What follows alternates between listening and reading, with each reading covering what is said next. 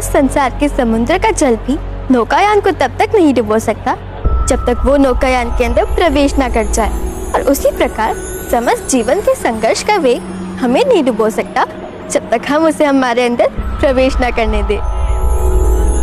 वो अंत नहीं जिसमें भला ना हो, और जब तक भला ना हो वो अंत नहीं होगा।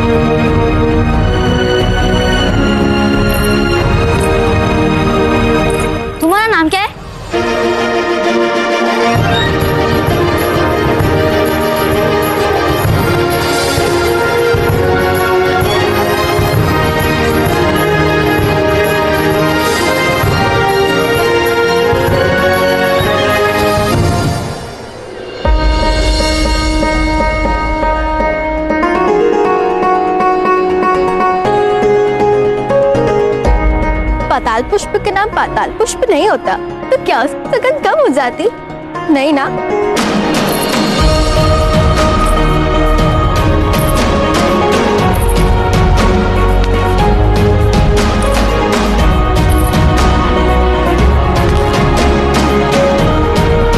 अरे वो तो राजकुमार अशोक है। हाँ। राजकुमार अशोक, राजकुमार अशोक। आज भी जो कमाया वो इन बच्चों में बांट दिया। चिंता नहीं होती है तुम्हें कल क्या होगा? हमें ना बिल्कुल पंछी की भांति होना चाहिए।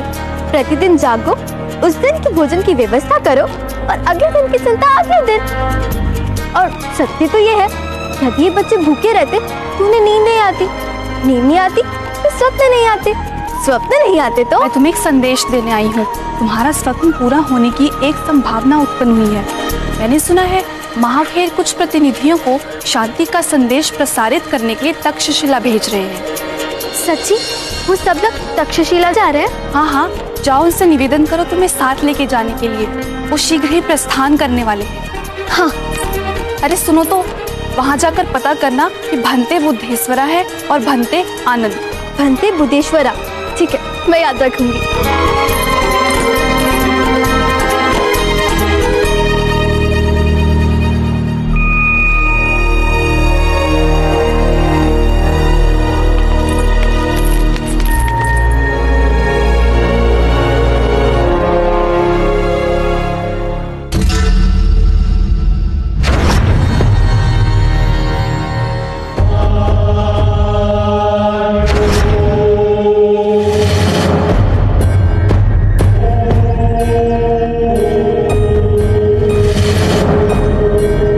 दृढ़ संकल्प और एकाग्रता जिसमें है वही विजयी हो सकता है।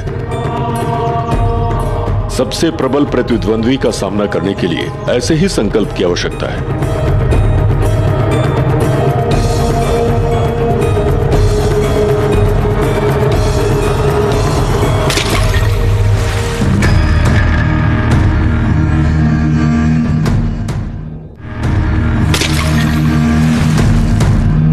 बुद्धेश्वर तुम परीक्षा में उत्तीर्ण हुए हो, अब अपने पैर नीचे रख सकते हो।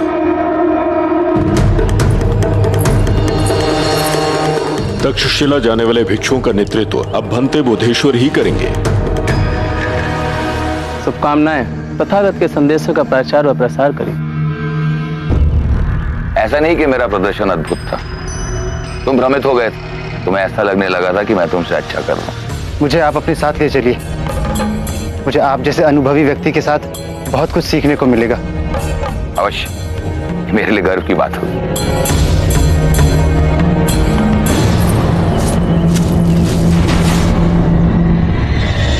मुझे बोधेश्वर जी से मिलना है।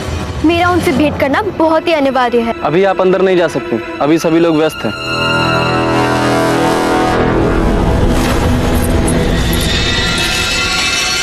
मुझे क्षमा कर दीजिए बोधेश्वर जी, और मुझे अपना पक्ष रखने के लिए एक अवसर दीजिए।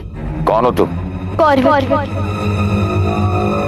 और मैं आपके साथ तक्षशिला जाना चाहती हूँ। कन्या, कदाचित तुम्हें इस बात का आभास नहीं है कि तक्षशिला में अराजकता का वातावरण है। एक क्रूर व्यक्ति ने वहां पर हिंसा और अत्याचार से भय का वातावरण उत्पन्न कर दिया है। मैं तुम्हें अपने साथ नहीं ले जा सकता। जब मैं तक्षशिला से लौटूंगा तब मुझसे भेंट करना। बोधेश्वर जी, मैं विनती करती हूँ आपसे, आप ऐसा समझ लीजिए कि अगर कोई मुझसे पूछे कि मेरी अंतिम इच्छा क्या है, तो मैं यही कहती, तक्षशिला की भूमि में प्रवेश करना। कन्या, धैर्य धैर्य। मैंने अभी तुमसे कहा ना कि मैं तुम्हें साथ नहीं ले जा सकता।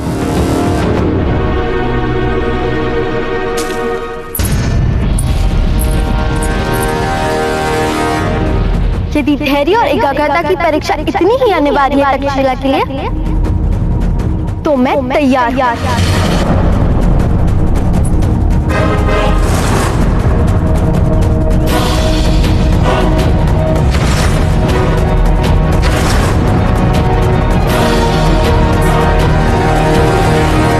कैसे समझाऊं इसे कि मैं भंते बोधेश्वर नहीं हूं? कैसे समझाऊं इसे कि मैं तो केवल कीचक तक पहुंचने के लिए यह आडंबर कर रहा हूं ताकि सुशीम और अशोक की हत्या निश्चित कर सकूं।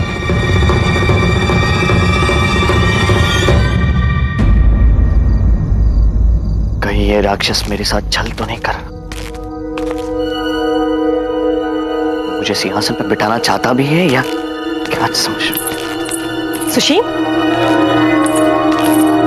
तुम ठीक तो हो? हाँ ठीक हूं। मेरी ओर देखकर बात करो। कहाँ गए थे तुम? मैं बाहर गया था। वो आपसे और महामात्य से बात करने के पश्चात मैं थोड़ा उद्विग्न हो गया था, आपको तो पता है। तो मैंने सोचा क्यों ना अपना मन शांत कर लूं, तो सैर पे गया। सुशीम, कहीं ऐसा तो नहीं कि तुम मुझसे कुछ छुपा रहे? एक बात का स्मरण रखना कि जो खेल हम खेल रहे हैं ना, इसमें मुझे और महामात्य को सब कुछ पता होना चाहिए। ऐसा कुछ नहीं, मैं भली भांति जानता हूं हम क्या खेल खेल रहे हैं, और यदि कोई समस्या उत्पन्न हो गई तो आपको अवश्य बताऊंगा। आपसे क्या छुपा सकता हूं मैं तो क्रोधित हो गया था, तो इसलिए मन शांत करने के लिए सैर पे गया था। अच्छा हुआ मैं सैर पे गया, मन शांत हो गया।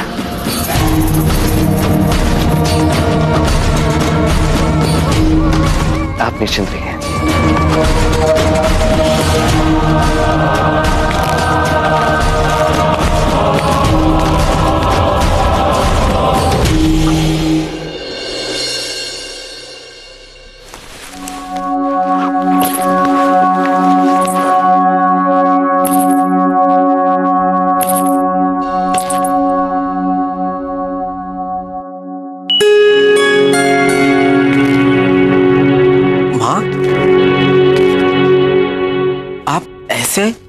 उन आभूषणों का मेरे लिए कोई मूल्य नहीं, क्योंकि मेरी शोभा अब मेरे पुत्र के शौर्य से होगी, जैसे उन सभी माताओं की होती है जो अपना पुत्र मातृभूमि के लिए समर्पित कर देती। पर मुझे ऐसा क्यों लग रहा है कि आप रोकर आ रही हैं?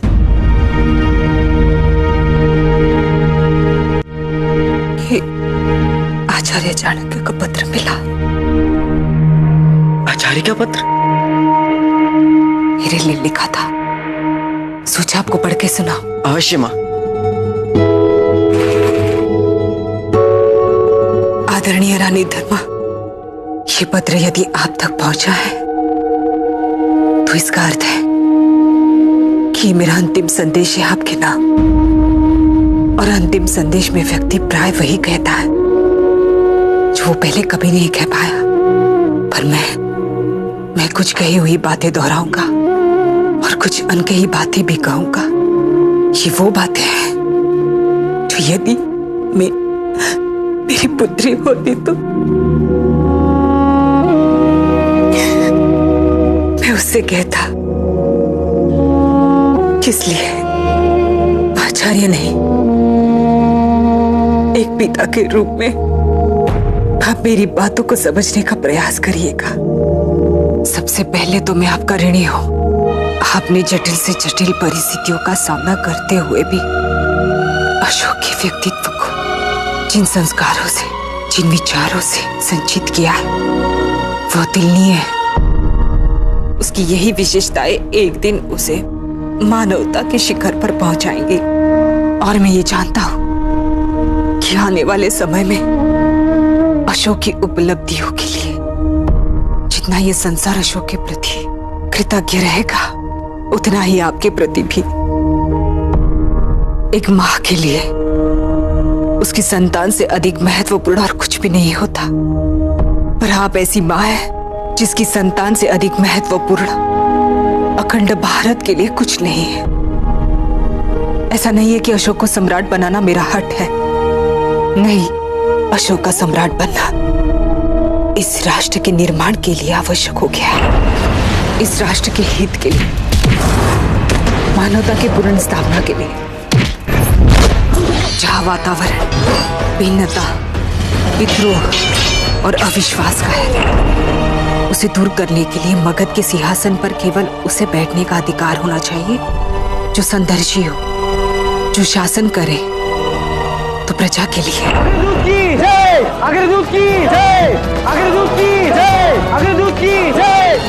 अपनी महत्वाकांक्षा की पूर्ति के लिए नहीं, जिसमें अपनी मातृभूमि के लिए प्राण देने के लिए संकल्प हो। और ये मार्ग सरल नहीं है। हो सकता है इसमें ऐसी परिस्थितियां उत्पन्न हो जिसमें अशोक को बृहद उद्देश्य के लिए हिंसा भी करनी पड़े। बुराई का अंत करने के लिए शस्त्र सदैव उठाए गए हैं। मनुष्य ही नहीं, ईश्वर को भी ये करना पड़ा है, क्योंकि अच्छाई की भाषा बुरी व्यक्तियों के लिए समझना कठिन होता है। और ऐसे ही अनेक अच्छे व निर्दोष व्यक्तियों की रक्षा करने के लिए, समाज को सुरक्षित बनाने के लिए यदि अशोक को बुरे व्यक्तियों का अंत करना पड़ा तो उसे अनुमति होनी चाहिए।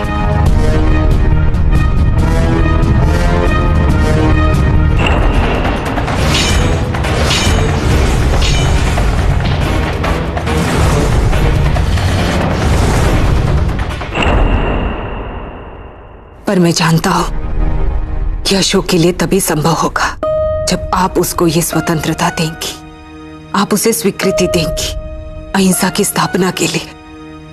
कभी कभी हिंसा आवश्यक हो जाती है। आज की परिस्थिति भी कुछ ऐसी है। यदि अशोक ने शत्रुओं को नहीं रोका तो ये मगध के लिए, अखंड भारत के लिए अत्यंत दुर्भाग्यपूर्ण होगा कि विकल्प समक्ष था, फिर भी जीत बुराई की हुई। मेरा आशीष सदैव आपके साथ रहेगा। यदि इस जीवन काल कभी आपको दुख पहुंचाया हो तो मुझे वैसी क्षमा कर दीजिए जैसी एक पुत्री अपने पिता को करती।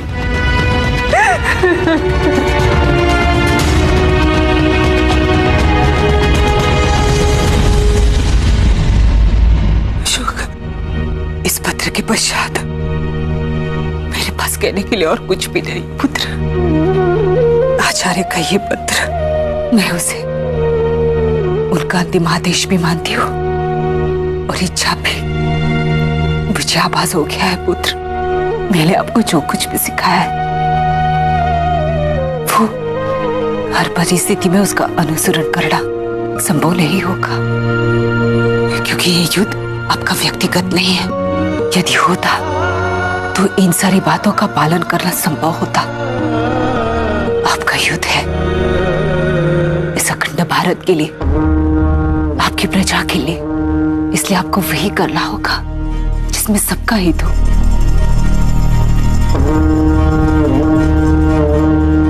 मेरे आशीर्वाद सदैव आपके साथ है। आपका हर निर्णय विवेक से लीजिएगा कि आपको क्या करना है। इतनी बड़ी दायित्व की पूर्ति के लिए आपको अधिकारों से सशक्त किया गया है। इस अधिकारों का दुरुपयोग कभी मत कीजिएगा।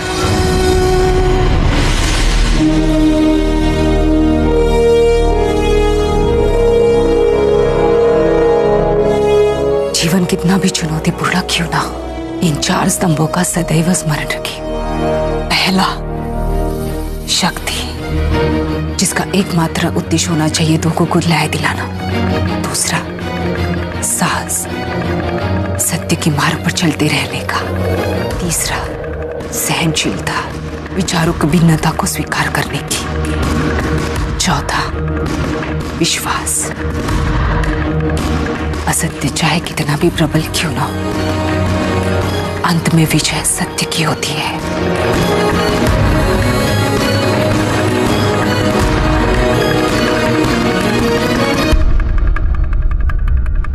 सत्यमेव जयते।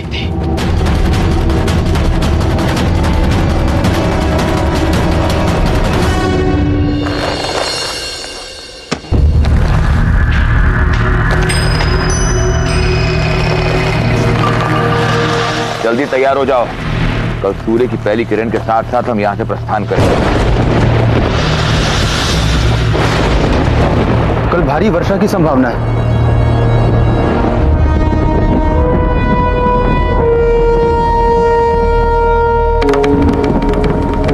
मैं कल जा रहा हूं। यदि तुम्हें मेरे साथ चलना है तो मेरी तय की हुई तिथि और समय का पालन करना होगा। और यदि तुम्हें इस वर्षा से इतना भय है, तुम यहीं रुक सकते हो।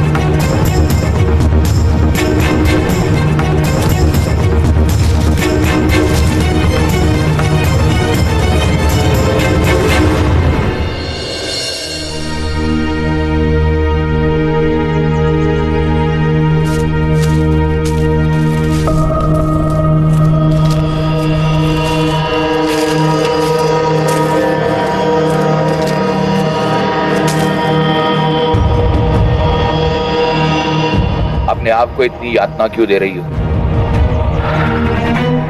तुम तक्षशिला क्यों जाना चाहती हो?